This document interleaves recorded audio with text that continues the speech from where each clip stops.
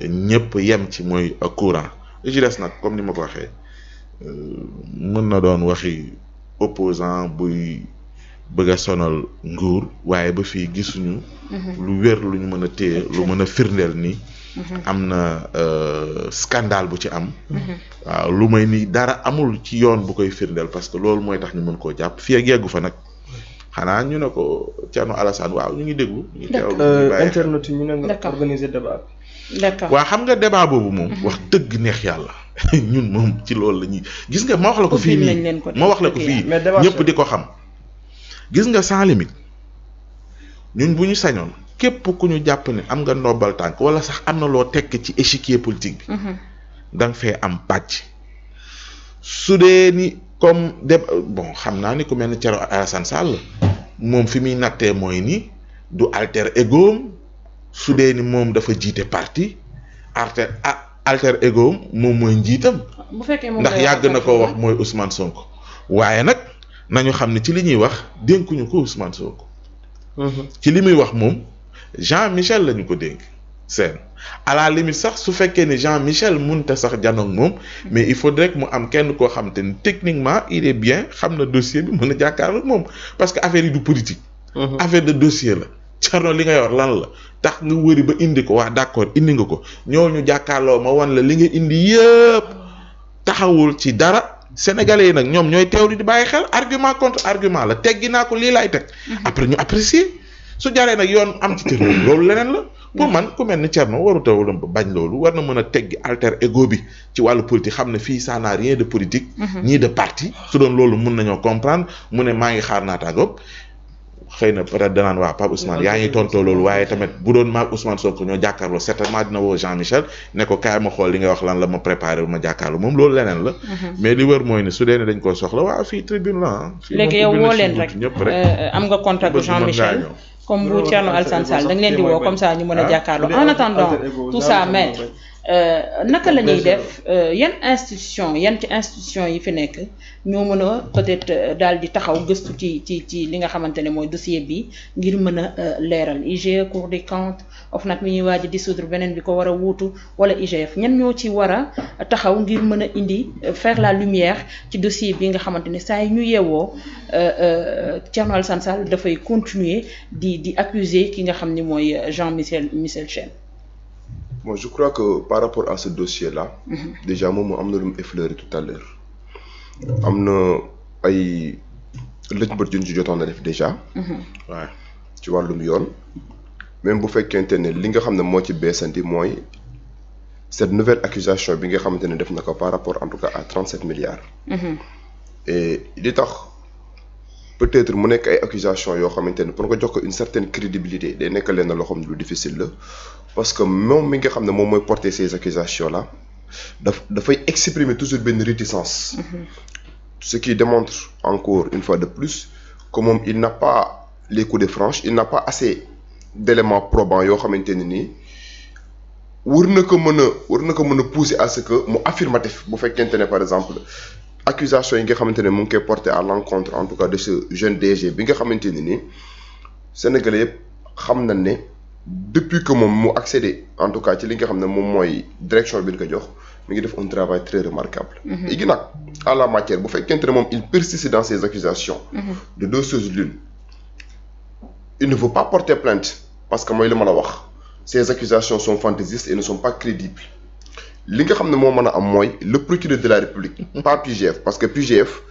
pour que mu retenir sa compétence par rapport à un dossier il faut impérativement que la somme. mën a àgg ci benn sëy bi léegi le procureur de la République bi nga xamante ne tey jii nii moom mooy. le maître mu àgg ci benn sëy bi 37 milliards mënu ko yëngal.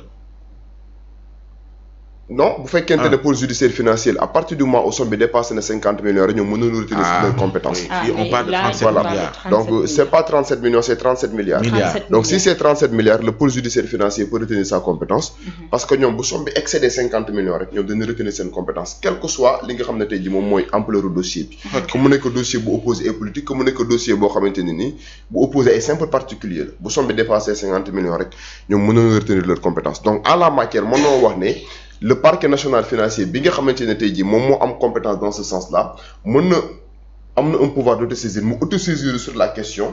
parce que c'est des fonds yoo xamante ne moom d'après Thierno Alassane Sall.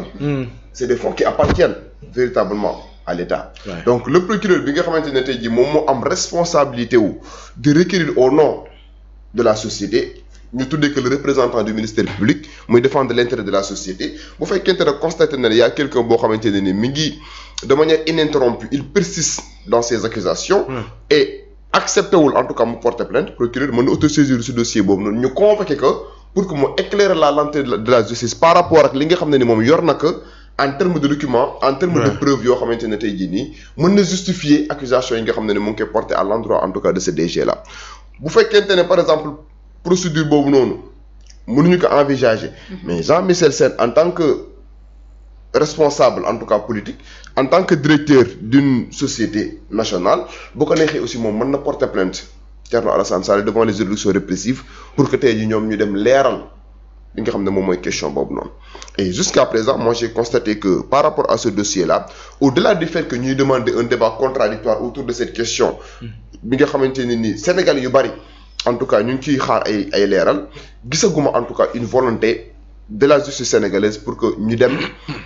vers en tout cas l'ouverture d'une information judiciaire pour éclairer en tout cas ce dossier là. En tout cas li nga xam ne tey jii moom moo constant mooy bi muy def ces accusations il était un peu réticent ce qui témoigne que moom amul tey jii nii les éléments probants yoo xamante ni war na ko mën a pousser à ce que mu dem jusqu'au fond jusqu'au bout de sa logique. Pôle judiciaire financier bi nga xam ne tey jii moom la yoon jox compétence pour que tey jii bépp dossier boo xamante ni dafa impliquer des fonds et que la somme excède 50 millions mu retenir sa compétence le procureur en tout cas au sein de cette juridiction mën na retenir sa compétence demander à ce que juge d'instruction bi def l'ouverture d'une information judiciaire et bu ñu defee l'ouverture d'une information judiciaire dinañ convoquer Thierno Alassane Sall dinañ convoquer ki nga xam ne tey jii moom mooy Jean-Michel Sène à travers une confrontation à travers des auditions on saura en tout cas qui dit vrai et qui ne dit pas vrai mais jusqu'à présent en tout cas constaté gun une volonté des autorités dans ce sens-là. bu indiwul ay kayit yu firndeel kàddu yi mu wax. lan moo ko ci mën a fekk. bu indiwul ay kayit yu firndeel li mu wax bu boobaa il tombera sous le coup de la loi pénale parce que code pénal du Sénégal prévoir na benn infraction bu tudd la dénonciation calomnieuse à partir du moment où yow ngay dénoncer benn affaire ñu dem ba ci biir l'on s'est rendu compte que cette dénonciation là elle est calomnieuse et ne repose sur aucun fondement boobaa da ngay engager li nga xam moom mooy sa responsabilité pénale te mën na la cee tëj. Donc à partir de ce moment déterminé peut-être loolu la teel a comprendre moo tax mu utiliser le si di utiliser ay conditionnalités et parfois même mu utiliser l'utilisation du conditionnel pour se tirer d'affaire donc mais il n'a qu'à comprendre que l'utilisation du conditionnel en matière pénale n'est pas disculpatoire parce que li nit ñi comprendre mooy boo utiliser le conditionnel mën nga utiliser le conditionnel sax nga tomber sur le code de la loi pénale pour diffamation à partir du moment où li ngay wax kan la fi daloon Adama Fall si je me trompe pas absolument parce que ñoom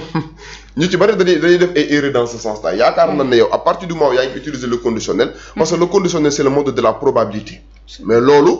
en matière pénale dañ lay wax ñu ne bu utiliser conditionnel et que yow li ngay wax porter atteinte à l'honneur d'une personne et à sa réputation bu la porter plainte pour diffamation wala bu engager une procédure de citation directe pour diffamation tu tombes sous le coup de la loi pénale donc il peut être poursuivi pour diffamation il peut être poursuivi véritablement pour dénonciation calomnieuse à partir du moment où bu ñu demee ba ci biir ñu constater ne par exemple ces accusations sont sans fondement c'est des accusations yoo xamante ne nii amul fenn foo xamante ne tey jii reposé wu na fa donc bu boobaa mën na engager li nga xam moom mooy sa responsabilité pénale léegi nag il reviendra maintenant aux autorités de prendre les responsabilités engager en tout cas une procédure dans ce sens-là pour ne serait-ce que ñu éclairer la lanterne des Sénégalais par rapport au dossier bi nga xamante ne nii depuis fort longtemps mu ñuy rattraper et jusqu'à présent le DG en tout cas il est très éblouissant sur le papier il est très pertinent à chaque fois en tout cas muy def ay sortem da ngay sentir ne kii nii li muy wax lu maîtriser la mais comme que moom il persiste dans ses accusations ba génnewaat ay éléments yoo xamante ne ay éléments yu bees la d'une somme assez exorbitante il va falloir maintenant que justice sénégalaise prononce sur la question ñu dem ci au fond xam kan moo am dëgg ak kan moo amul dëgg voilà d'accord jërëjëf maître alors Khadim yaakaar nga ni Thierno Alassane Sall xamul li ko ci mën a fekk boobaak léegi muy taxaw di continuer ci dossier bi ba tey mu tudd